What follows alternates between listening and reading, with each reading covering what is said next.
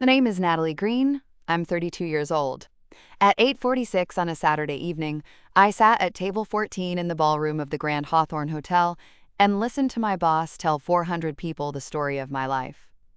He stood under warm gold lights, one hand resting on the podium, his navy tuxedo pressed perfectly, his expression humble, in the practiced way of men who have rehearsed humility in front of mirrors. Behind him, the large screen displayed his name, Martin Keller, Regional Leadership Excellence Award. The crowd was quiet. The plates had been cleared. The wine glasses caught the chandelier light. At our company table, people leaned forward, moved by the speech he was giving. My speech. My words. My mother's hospital room. My father's closed auto shop. My scholarship rejection. The bus stop where I used to stand at 5:20 in the morning with wet hair and a backpack full of accounting textbooks because I could not afford both rent and a car. The sentence I had written at 2 in the morning in my apartment, crying into cold coffee because my promotion meant more to me than a title. He read it beautifully. That was the part that made my hands go numb. Martin had always been good at performance. He knew where to pause, where to lower his voice, where to look away like memory had caught in his throat. He said, "When I was 21, I learned that ambition is not born in comfort. Sometimes it begins at a bus stop before dawn, when you are carrying textbooks in one hand and your mother's medical bills in the other." My coworker, Elena, sitting beside me, went still. She knew, not everything, enough. I looked down at my lap, where my program booklet trembled between my fingers. The speech had been mine, not just something I drafted for the company, not just a template, not a set of talking points.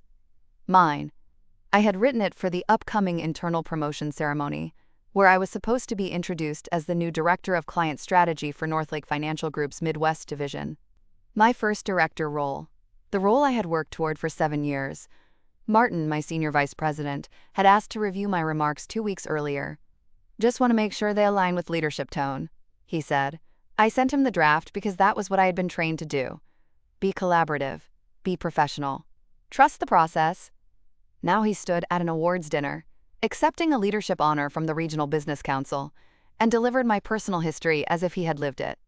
He said, "There were nights when I studied in a hospital cafeteria, while my mother slept upstairs after treatment. I would write formulas on napkins because I could not afford another notebook." My throat closed. My mother had breast cancer when I was 20. I studied in the hospital cafeteria during her chemo cycles, because she hated being alone, but did not want me to fall behind. I wrote corporate finance formulas on napkins because I had used the last pages of my notebook for anatomy notes from the semester.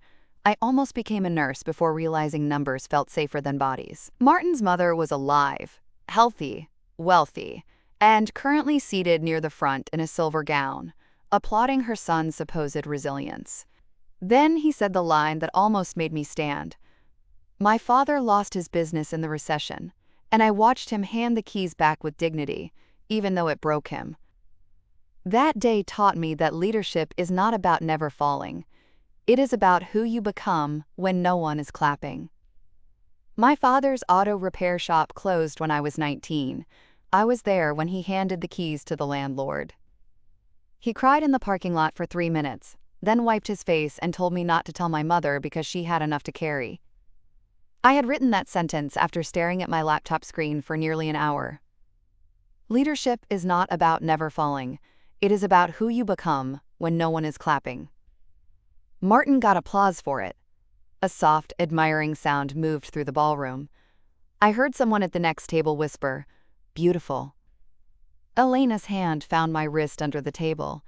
"Natalie," she whispered. I did not look at her, because if I looked at anyone who knew me, I might break. Martin continued. "I have carried those lessons into every room I have entered. I have tried to remember the people who opened doors for me when I had no key." That sentence was mine too. He had not even changed the metaphor. Across the room, a woman turned in her chair and stared at him with a confused expression. Martin's wife, Caroline Keller. I had met her twice at company holiday events. She was elegant, quiet, sharper than Martin seemed to realize, with dark hair cut to her chin, and eyes that listened more than they performed. She ran a literacy nonprofit. I remembered that, because at last year's Christmas party, she asked me what book had changed how I saw work, and when I said The Year of Magical Thinking, she did not pretend that was a cheerful answer. Caroline knew Martin. She knew his childhood, his parents, his prep school, his summers in Maine, his father's law firm, his mother's charity board. She knew, better than anyone in that room, that Martin had never waited at a bus stop before dawn because he had no car. She knew his mother had never been treated for cancer. She knew his father had never lost an auto shop. And as Martin spoke my life into the microphone, his wife realized the story could not belong to him. Her eyes moved from him to the company table. Then to me. I looked away too late. She saw my face. And in that moment, before anyone else understood, Martin Keller's wife knew exactly whose story he had stolen. This is that story. Before I tell you how my boss learned that stealing a promotion speech becomes dangerous when your own wife knows your life too well to believe it, tell me where you are watching or listening from, and what time it is there. I always wonder who hears stories like this while remembering the moment someone took your work, your pain, your words, or your credit, and trusted your professionalism to keep you silent. And if you connect with stories about women who were dismissed, used, underestimated, and quietly took their power back, like and subscribe to Ultimate Revenge. Some women do not interrupt a gala. Some women let the wife recognize the story. I grew up in Dayton, Ohio, in a house where money was always counted twice. My father, Jack Greene, owned Greene's Auto Repair on Patterson Road. It was a small shop with 2 bays, a vending machine that ate quarters, and a hand-painted sign my mother insisted looked charming even after weather made the green letters fade. Dad could diagnose engine sounds the way musicians recognize notes. He could tell you whether a sound meant belt, brake, bearing, or someone ignoring maintenance because they were afraid of the bill. My mother, Teresa, worked as a receptionist at a dental office and did the books for Dad's shop at night. She had a laugh that filled rooms and a habit of saying, "We'll figure it out," even when the numbers on the kitchen table suggested no one had figured anything out in months. I was their only child. That meant I knew too much, too young. I knew when invoices were late. I knew when Dad paid suppliers before paying himself.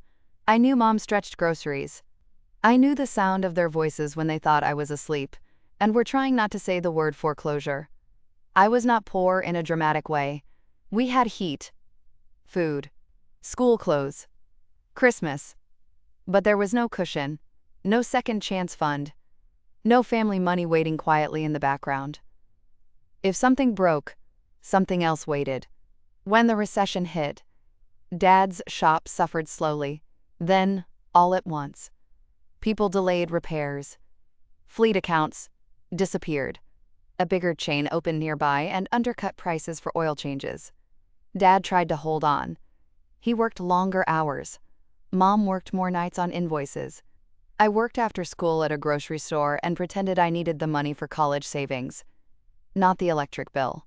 The symbolic object in this story was a silver mechanical pencil. Dad gave it to me when I graduated high school. It was not expensive. A Pentel graph gear he bought from an office supply store, because he said engineers and accountants needed pencils that took themselves seriously. I was not an engineer or an accountant yet. I was a scared 18-year-old with a partial scholarship to the University of Cincinnati and a financial aid gap large enough to feel personal. Dad wrapped the pencil in newspaper comics. "I know it's not much," he said. I held it like it was gold. "It's perfect." He tapped the side of it. "Numbers don't care how scared you are. That's what makes them useful." I did not understand then that he was trying to give me comfort in the only language he trusted. I used that pencil through college. Budget sheets, accounting homework, scholarship applications, hospital cafeteria notes. Later, I kept it in my desk drawer at Northlake Financial. Not because I needed it, because it reminded me of the life before business cards. Dad lost the shop during my sophomore year. Not in one dramatic day. But there was one final day. The landlord had already given extensions. The bank had already said no. Mom had already sold her small collection of gold jewelry quietly, though Dad pretended not to know, because grief sometimes allows dignity through mutual silence. I was home for spring break. Dad asked me to come with him to the shop on a Tuesday morning. I thought we were picking up paperwork. We were saying goodbye. He walked through each room. The front counter, the office, the 2 bays, the pegboard where tools had hung, the dent in the wall from a customer's truck mirror 10 years earlier. He placed the keys in an envelope and handed them to the landlord in the parking lot. The landlord was not cruel. That almost made it worse. Dad shook his hand, then walked to the car, sat in the driver's seat and cried for 3 minutes with both hands on the steering wheel. I sat beside him and looked straight ahead. He said, "Don't tell your mother." I said, "Okay."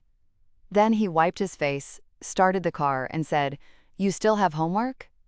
I did.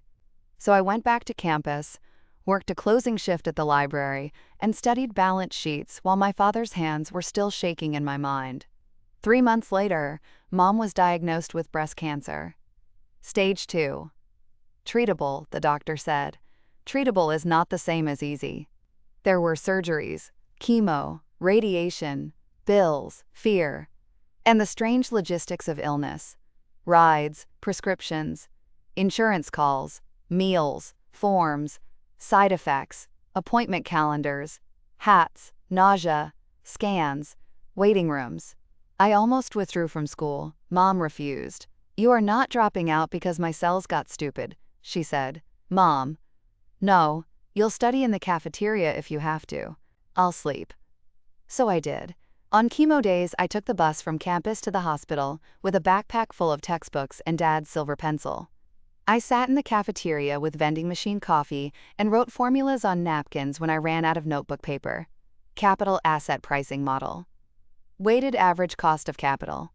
Ratios. Forecasts. The clean logic of finance beside the messy uncertainty of oncology. I learned then that survival is rarely noble while it is happening.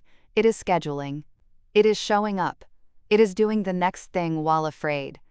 By 22, I had graduated with honors, buried no one, paid off nothing, and learned how to look competent while exhausted.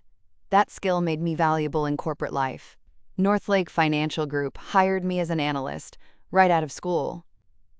I moved to Columbus with 2 suitcases, a used Honda, Dad's pencil, and a terror of being found out as someone who did not belong in glass conference rooms. Northlake was polished. Carpeted. Acronym-heavy. Full of people who said things like circle back, visibility, leadership pipeline, and social capital without irony. I learned quickly. I learned models, client presentations, internal politics, the difference between feedback and warning, the danger of being too quiet, the danger of being too direct, and how often women are expected to make their work easy for others to claim. Martin Keller became my manager in my 2nd year. He was in his early 40s then, rising fast, handsome in the smooth way of men who run before dawn and own more than one Navy suit. He had a reputation as a mentor. He used phrases like developing talent and making room at the table. Senior leadership loved him because he made ambition sound generous. At first, I loved working for him. He gave me client exposure, asked for my analysis in meetings, praised my work, told me I had executive presence, a phrase that made me stand straighter for a week. When I stayed late, he noticed. When I solved problems, he forwarded my work upward, with my name attached. At least at first. Then the pattern shifted. Not dramatically, subtly. My deck became the team's deck. My model became our framework. My client insight became something Martin's group developed. If I raised it, he smiled. "Natalie, visibility compounds. Don't worry about individual credit every time." Individual credit. As if wanting my name on my work was a personality flaw. During my 4th year, I built a retention strategy for mid-market clients that saved a major account. Martin presented it at the quarterly leadership meeting. He mentioned me once as part of a great support team. Afterward, he told me, "You're learning how to influence from behind the scenes." I went home and cried in the shower. Then I updated my resume. But I stayed. Because leaving is harder when you are close to what you earned. Because Martin still had power. Because he told me I was on track for promotion if I could mature out of needing recognition. That sentence should have sent me out the door. Instead, I worked harder. Women are often taught that undeniable excellence will eventually embarrass people into fairness. It rarely does. It only gives them better material to steal. By year 7, I was the strongest candidate for Director of Client Strategy. Everyone knew it. I had the numbers. Client results, team leadership, process improvements, internal support from 2 other departments. Even Martin could not block it without looking obvious, so he pivoted. He became supportive again, publicly. "Natalie is ready," he said in meetings. "Natalie has grown tremendously." Natalie's story is exactly the kind of leadership journey we should celebrate. My story. He used that phrase before he stole it. When HR confirmed the promotion, I sat in my car in the parking garage for 20 minutes and cried, not because of the title alone. Because I thought of Dad's shop, Mom's chemo chair, the bus stop, the cafeteria napkins, the silver pencil, all the versions of me who kept going without applause. The company planned a small internal promotion ceremony for the next month. HR asked me to prepare a short speech about my career journey. I wanted it to be honest, not trauma theater, not inspiration wallpaper, honest. I wrote about work as survival, then work as skill, then work as service. I wrote about learning that hardship does not make you noble automatically, but it can teach you to notice who else is carrying invisible weight. I wrote about my parents. I wrote about the bus stop. I wrote about leadership being who you become when no one is clapping. I wrote for 2 nights. At 2 in the morning, I emailed the draft to myself, then to Martin after he requested it. He responded the next morning. "Strong bones here. I'll offer a few edits later." Proud of you. Proud of you. I stared at that email for a long time. I wanted to believe it. 2 weeks later, Martin was scheduled to receive the Regional Leadership Excellence Award at the Business Council Gala. Several of us from Northlake were invited. I almost skipped it, but Martin told me it would be good exposure before my promotion announcement. "People need to see you in the room," he said. So I bought a black dress I could not really afford, wore my mother's pearl earrings, and took an Uber to the Grand Hawthorne. The ballroom was beautiful. Tall ceilings, gold light, white flowers, circular tables, a stage at the front with a podium and screens on either side. Martin greeted everyone graciously. Caroline stood beside him in emerald satin, smiling politely, observing everything. When Martin saw me, he said, "Natalie, glad you came." Caroline turned. "Natalie, good to see you again." "You too." She studied my face for half a second, as if she remembered more than the average spouse. "Martin says your promotion is coming through. Congratulations." "Thank you." Martin's smile tightened slightly. I noticed. Later, I would wonder whether he had already decided to use my speech before that moment, or whether seeing me congratulated made him need to reclaim the spotlight. Either way, he walked onto the stage after dinner with folded notes in his hand. My notes. Not printed exactly as I sent them. He had changed enough pronouns. Removed my mother's name. Changed Dayton to a small industrial town. Changed University of Cincinnati to a state university. Removed one detail about Dad's coveralls, but kept the keys. Removed the sentence about being a woman in finance because that would have been difficult for him to deliver. But he kept the heart. The bus stop. The hospital cafeteria. The father losing the business. The mother's medical bills. The napkins. The no applause line. He knew which parts would move people. He knew because I had already done the emotional labor of making them true. I sat frozen while the room received my life from his mouth. There are many kinds of theft. This one felt intimate. Not like someone taking a wallet, like someone wearing your dead grandmother's perfume and asking why you looked upset. I need to pause here for a second. If you have ever had a boss, coworker, relative, or partner take credit not just for your work, but for your pain, you know what Natalie felt in that ballroom. It was not only plagiarism, it was someone stealing the road you walked and accepting applause for the bruises on your feet. If this story is hitting close to home, leave a comment and tell me when someone took your words because they assumed your professionalism would keep you quiet. And if you have not already, subscribe to Ultimate Revenge. The quiet part is over. When Martin finished, The room stood, a standing ovation. For my life. For his lie. He placed one hand on his chest and nodded humbly. Caroline did not stand immediately. I saw that. She remained seated for 2 seconds longer than everyone else, eyes fixed on her husband with an expression I could not read. Then she stood slowly, clapped lightly. Not proud. Not moved. Alert.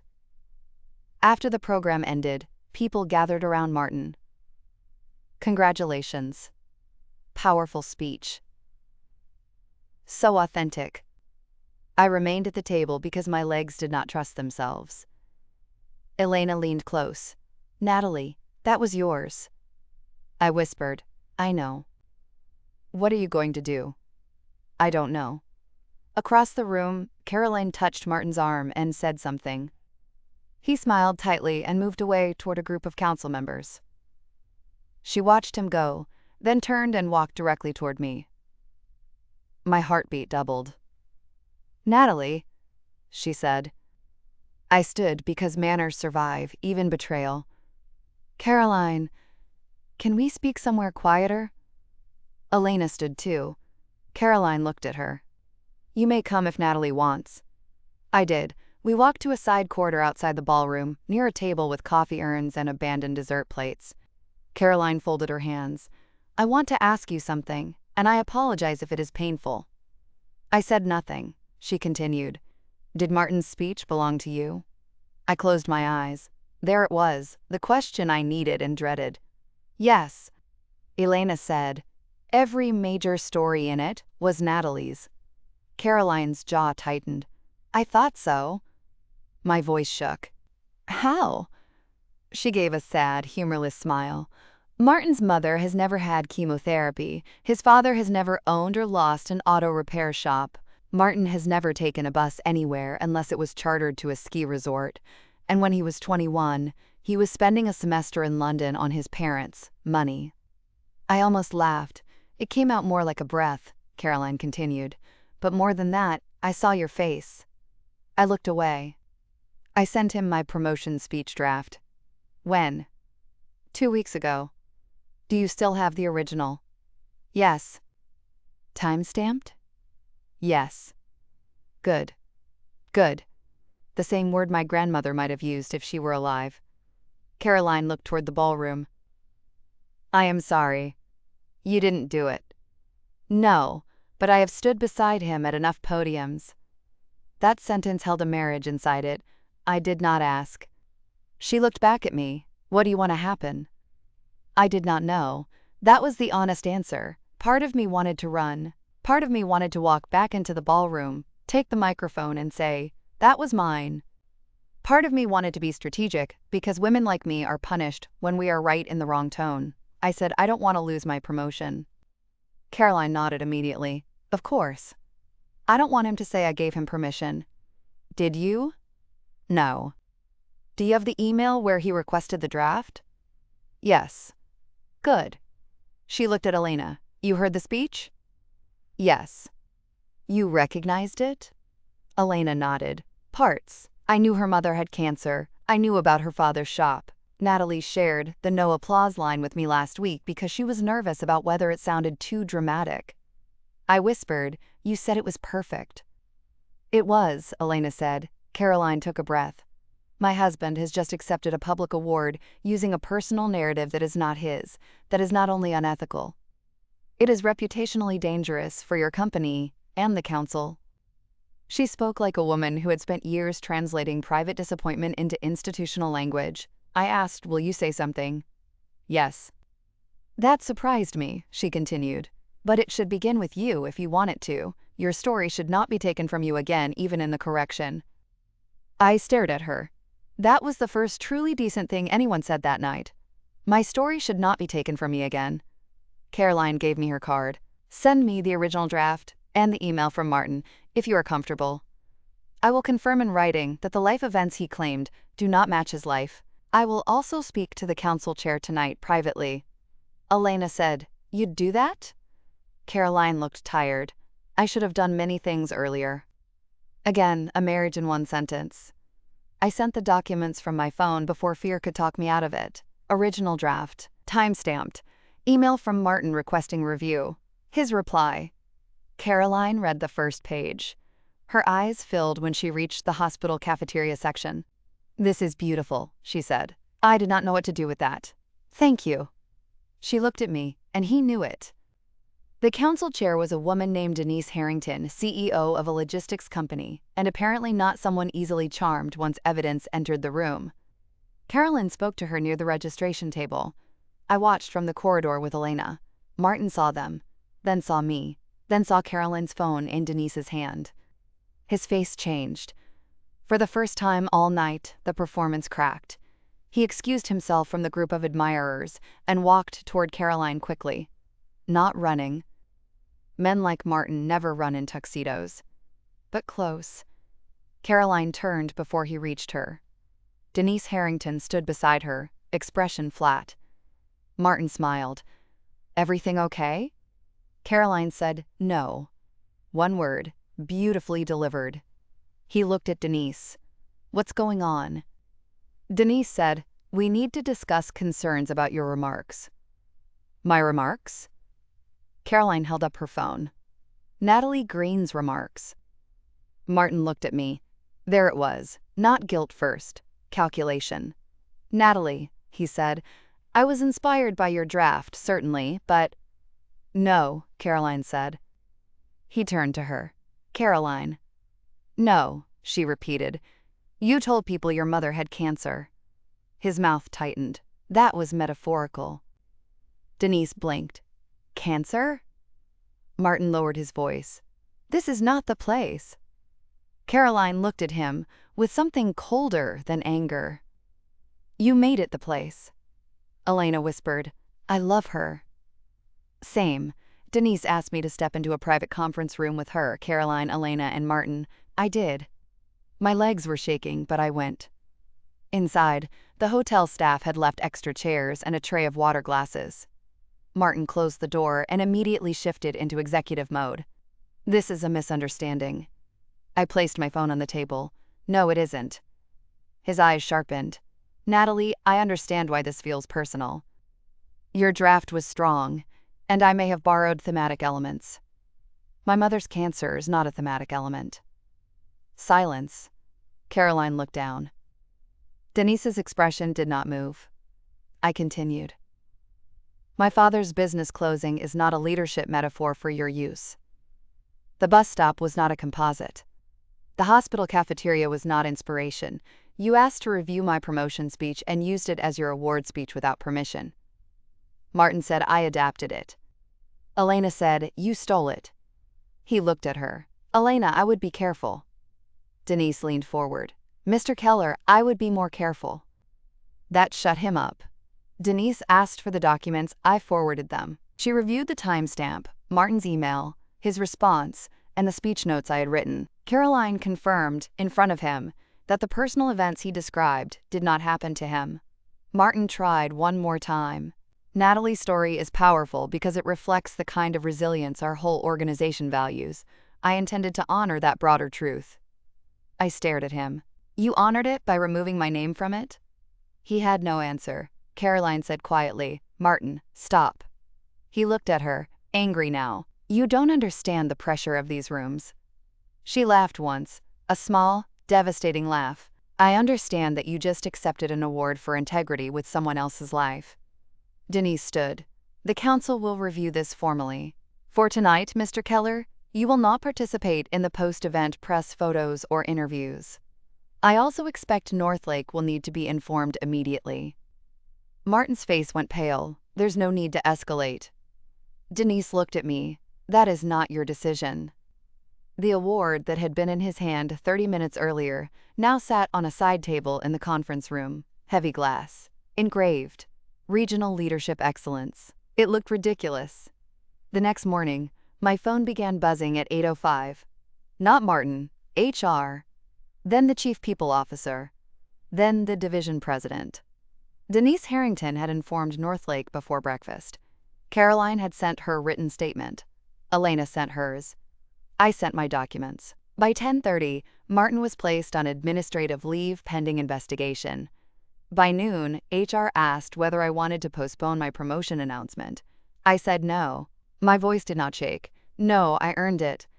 There was a pause. Then the HR director said, "You're right, we will not postpone it." Good. Progress sometimes sounds like someone in HR discovering a spine through liability. The investigation was awful. Not because the facts were unclear, because institutions love facts and fear consequences. They asked when I sent the draft, why I sent it, whether Martin had permission to use any part, whether I had discussed my personal story with him before, whether I had shared those experiences publicly, whether Elena had seen the draft, whether I had concerns about retaliation. Yes, all women with stolen work have concerns about retaliation. That is part of why men steal it. But I answered, calmly, with documents. Original Word file metadata. Email timestamps. Text to Elena with the no applause line. My promotion ceremony draft, saved in cloud history. Martin's version from the gala, recorded by the Business Council. Caroline's statement. Caroline wrote, I have been married to Martin Keller for 14 years. The personal hardships he described in his award speech did not occur in his life. His mother did not undergo cancer treatment. His father did not own or lose an auto repair business. Martin did not work his way through college under the financial circumstances described. I recognized during the speech that the story likely belonged to someone else. After speaking with Natalie Greene and reviewing her time-stamped draft, I believe Martin used her personal narrative without permission. 14 years of marriage, distilled into truth. The investigation concluded in 9 days. Martin resigned before termination. Of course he did. Men like Martin prefer exits that can be framed as choices. Northlake's internal announcement said he had resigned following substantiated findings of ethical misconduct and misappropriation of employee work product. Employee work product. Again, institutional language that felt both too cold and deeply satisfying. My promotion went forward. The ceremony was smaller than the gala. Conference center on the 23rd floor. Coffee. Pastries. A branded backdrop. Maybe 70 people. No chandeliers, no tuxedos. Perfect. I rewrote my speech. Not because he had ruined the first one. Because I wanted to reclaim it without feeling like I was repeating him. I kept the truth. Changed the shape. When I stood at the podium, Dad and Mom were in the front row. Mom's hair had grown back years earlier, softer and curlier than before. Dad wore a suit that did not quite fit and held the silver mechanical pencil in his jacket pocket because I had asked to borrow it and he said no. I'm bringing it myself. Elena sat beside them. Caroline sat in the back. I had invited her, she almost declined. Then came, I began.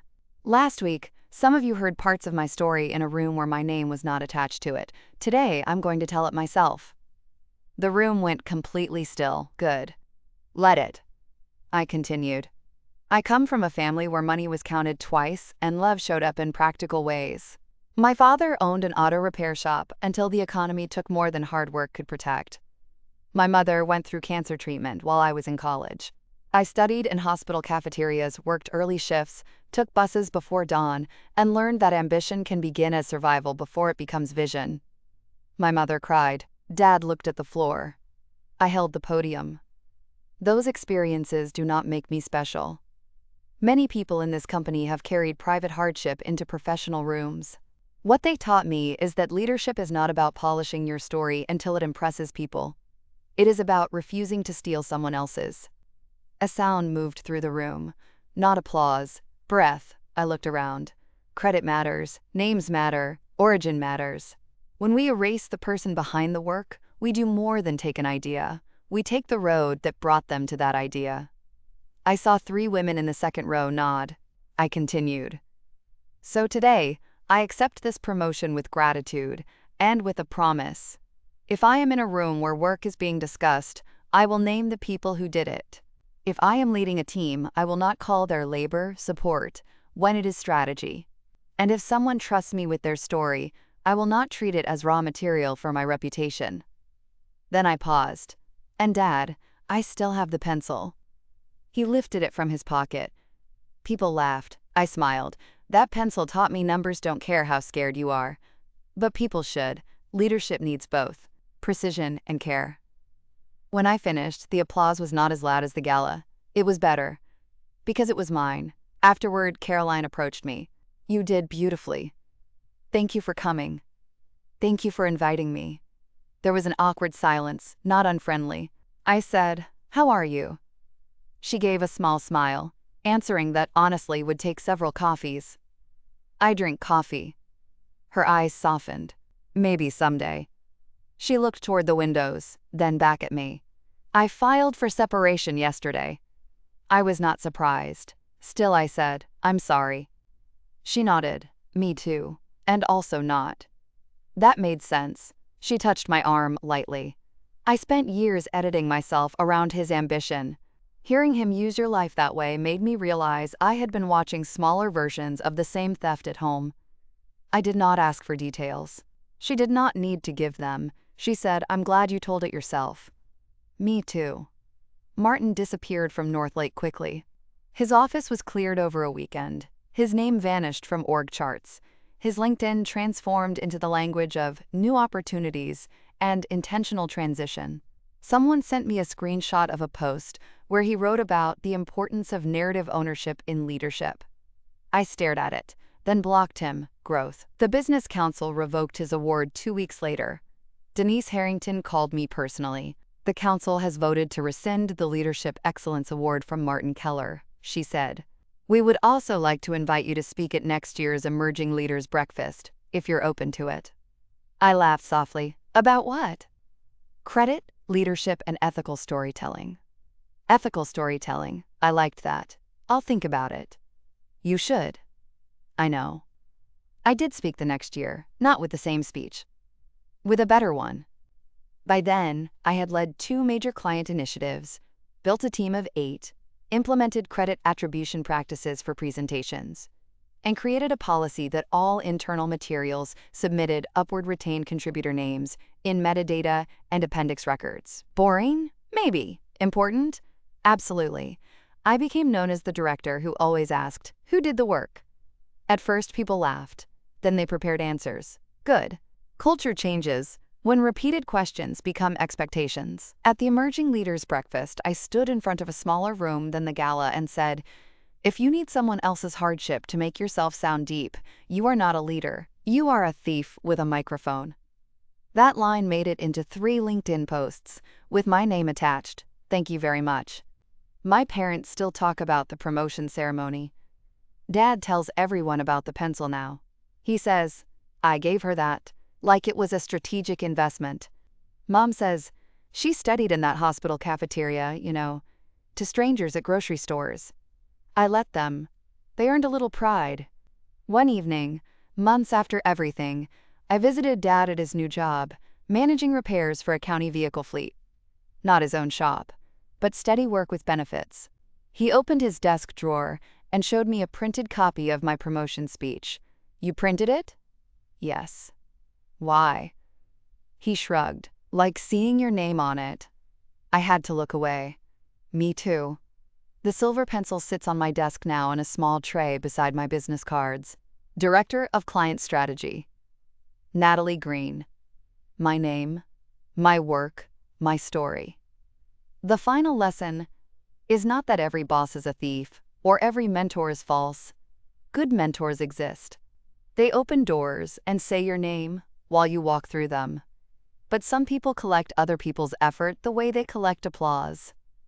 They call it development. They call it teamwork. They call it alignment. They take your analysis first, then your language, then your story, and expect you to be grateful you were close enough to the stage to watch. My boss took credit for my promotion speech. His wife recognized the story. And because Caroline knew the life he had actually lived, the lie could not hide behind delivery, lighting, or applause. He thought my hardship was moving. He was right. He just forgot hardship has an owner. And that night, in a ballroom full of people clapping for stolen resilience, the person who knew him best looked at me and understood that the story did not belong to the man at the microphone. It belonged to the woman sitting silently at table 14. Not for long. Thank you for staying with me through this story. I know some of you have had your work taken, your ideas renamed, your pain borrowed, your words repeated by someone with more power, and your silence mistaken for permission. If Natalie's story reached you, I hope you remember that credit is not vanity. Your name belongs on what you built. Your story belongs in your mouth. Keep drafts, keep timestamps, keep emails, keep witnesses. And when someone takes your voice to make themselves look profound, may someone in the room know them well enough to recognize the lie.